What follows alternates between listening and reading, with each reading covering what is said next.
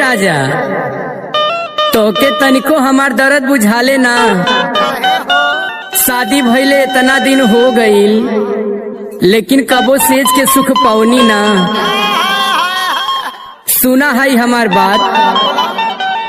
अरे हमसे रिसियाई के कहाँ जाला रजाऊ।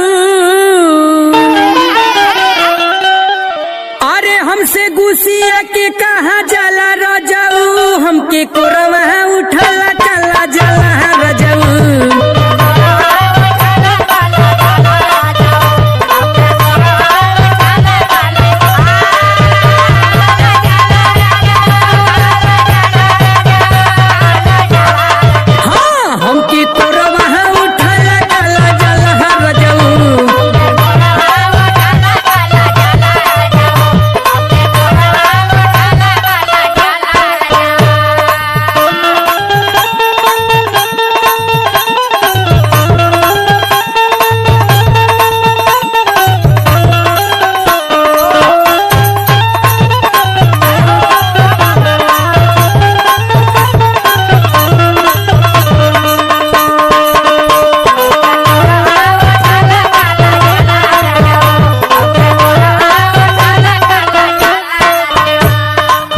तने नाए राजा जब जब तू छू देला दहिया में 440 वोल्ट के करंट लग जाला। ए राजा पूरा दहिया गनगना जाले।